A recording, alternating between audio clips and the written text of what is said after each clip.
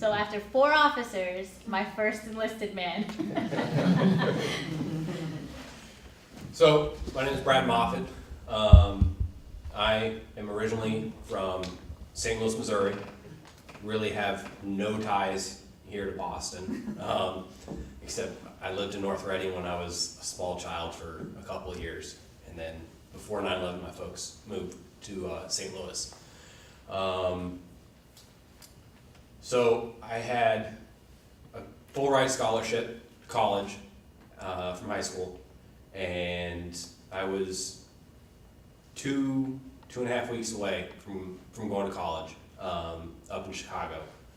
And I went and visited a buddy who was in the National Guard. He was down at Fort Leonard Wood in Missouri, and he had the weekend off, and I went down and visited him. And I came back up, and it just, something when I was down there clicked, and came home, and the next day, secretly I snuck off with the car to the recruiter station, and was there, I don't know, about 6 hours, and I got through everything, and the recruiter was like, all right, we're gonna send you off and do everything like this. He was flipping through the paperwork, he was like, wait a minute, you're 17. You have to have your parents' permission to sign off. Keep in mind, so this was the end of May, beginning of June. My birthday is the second week in July. Nope, I'm not waiting for mom and dad. Or I can't wait. Like, I can't wait for my birthday. I'm gonna make this happen. So, went home, said, Mom, I'm not going to college. And I think that's probably one of the scariest things you could ever say to a parent. And I said, you know, I'm gonna join the military. And she made me come up with a pros and cons list for every branch of the military. And said, nope, don't like big bodies of water, not joining the Navy. Said, Air Force, no, if I'm gonna do it, I wanna be in, you know, full-blown action kind of thing. Said, Marines, everything I've ever seen Marines, once a Marine, always Marine. I would like to keep some sense of myself. So I said, the Army's the way to go. So my mother was fortunately able to get a refund check from college, and I joined the Army and went through basic training and AIT to become a mechanic. I was in Fort Knox, and then I came out to Aberdeen in Maryland, and then in June of 2010, I reported to Fort Riley, Kansas. I thought, hey, I'm gonna go see the world. No, I'm gonna go 5 hours away from where I lived. That was great. So, showed up to Kansas, and about 3 or 4 days later, the unit I had just processed into, they pulled me aside and said, hey, we've got this position, we've got this group of guys that are kind of doing something a little bit different. It's a convoy security detachment. Do you have any interest? I said, yeah, sure. Because my mother absolutely would not let me join any combat branch. She said, if I'm signing off on this, you are not going into combat. She said, you can be a mechanic, whatever, but you're not letting you see war. I said, okay. Well, this was kind of me sticking it to my mother. So, signed up for this group, and then about a couple weeks later, we got word that we were supposed to go to Afghanistan in November. And the 1st Brigade, I was in 2nd Brigade, 1st Infantry Division, and 1st Brigade was currently getting certified to deploy. Well, they messed up terribly because they were supposed to go to Iraq. While getting certified in California, they were not ready. So they weren't able to fill their deployment. So they called 2nd Brigade and said, hey, can you guys do this? We went off, got certified, and we took the Iraq deployment. So November 2nd, I remember leaving Kansas, and it was cold, rainy, miserable, 2 a.m. And next thing I remember, I'm stepping off a plane in Iraq. and spent about 2 weeks getting acclimatized, learning weapons and everything like that. And then we went into central Iraq. Our platoon was 60 guys. We had 20 trucks, and the 60 of us were split up. And our entire mission for the year was to provide security for all the supplies that went through central Iraq.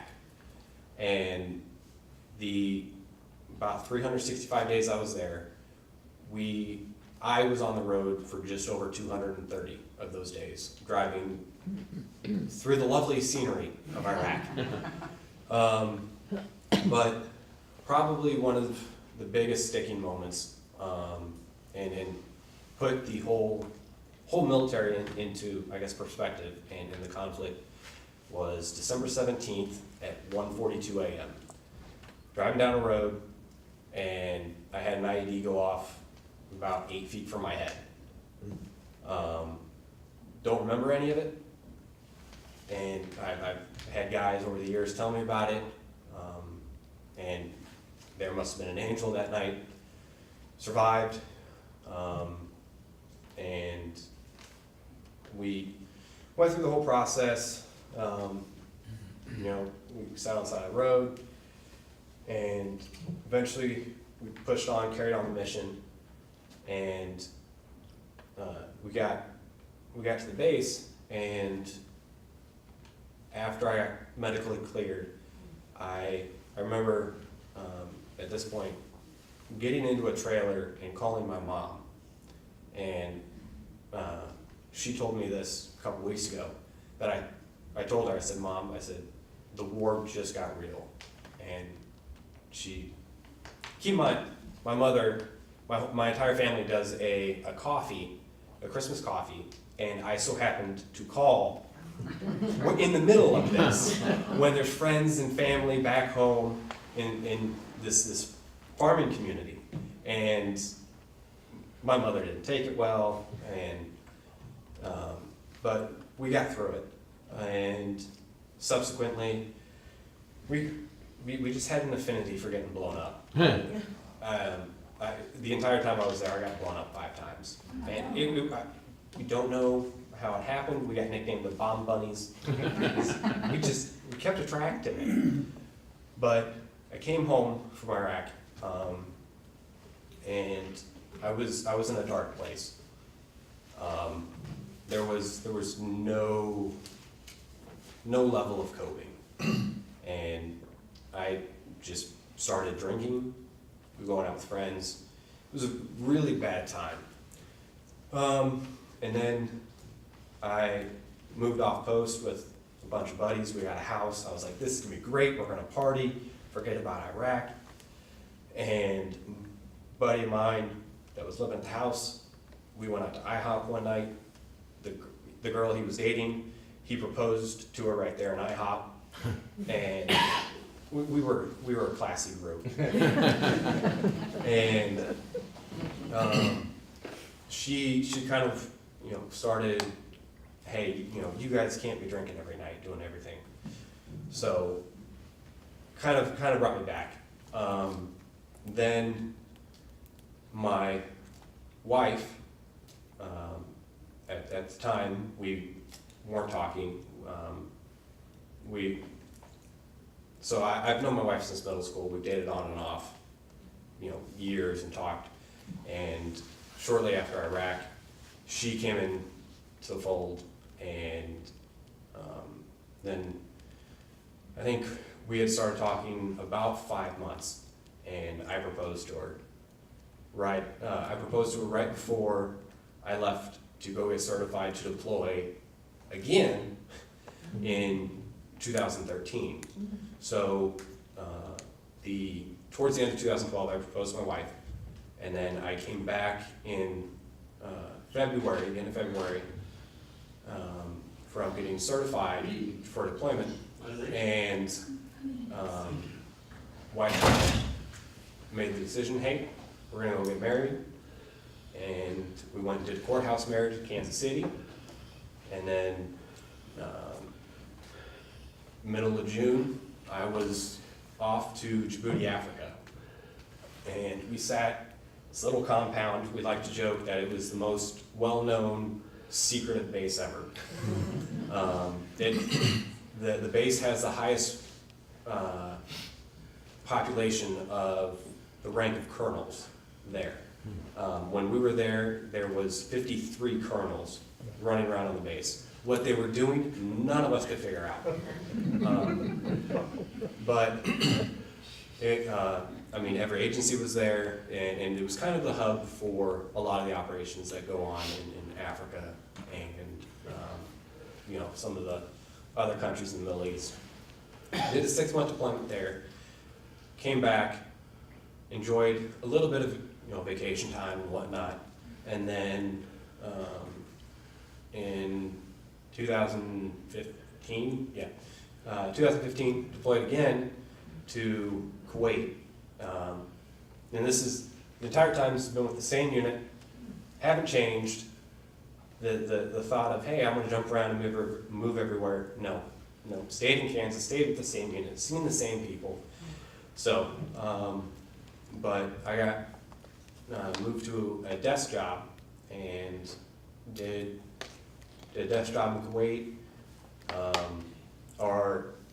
I was with a forward support company, which basically is a unit that's attached to the combat unit, and we provide the beans, bullets, and everything else. We fix everything, and my commander of the unit was he was an armor officer, so he drove around. He grew up with tanks, and so we got spoiled and quite often got to go play with the tanks. I mean, that was a perk, finally being able to shoot something you fix. So, but really through all this, and returned from deployment in June. In May of 16, we went to Jordan and did a joint exercise with the Jordanians. And as we were flying out of the country, we got bussed from where we were kind of shacked up. And as we were getting bussed out, I remember driving down this road, and on either side of the road were the Syrian refugee camps. And it was one of those moments where you realize that it's more than just us, that this conflict is not just America. It's affected other countries and other families, and this is expanded, and it really hit home. So came back and told my wife, I said, you know what, the amount of hours I'm working, I was working close to 70 hours a week. And I told my wife, the amount of hours I'm working, I'm not making enough money. I said, I'm leaving active duty, I'm gonna go to the reserves, get my degree, and I'm gonna commission back in. So she said, okay, where do you wanna go to college? And when I was deployed, I applied. I had forgotten about the whole nightmare of applying to colleges, and I applied to BU, and I didn't get accepted. I think that was in part because I wrote a really abrasive "this is me" and essay, and I don't think it went over very well. So I told my wife, I said, hey, I've always wanted to go back to the East Coast, and she said, okay, I've never been there, let's do it. So we picked up the house and we moved out here, and currently going to Mass Bay Community College, and then we'll transfer somewhere to get my rest of my degree, and then I'm gonna commission back in. But I think as I've matured, I've learned how to cope being back home. And I've learned every time I've come home, especially the last 2 times being married, that everything doesn't stop. You know, life keeps going, the bills kept getting paid, you know, the food stayed in the fridge, friends moved, came home, did everything. Just because I left, you know, life didn't stop. And my wife definitely helped in, you know, letting me, you know, all right, you've been home a month now, you can start paying the bills, you know, and you know, okay, now you can run to the store. Kind of eased me back into things, and it was good. And the more I've done it, it's become very easy to every time to assimilate back, and I've learned to leave that part, I guess, at the front door, the military aspect at the front door, and then as soon as I walk into my house, I'm civilian Brad, and you know, keep that military aspect, the deployments and things like that, kind of outside. So yeah, that's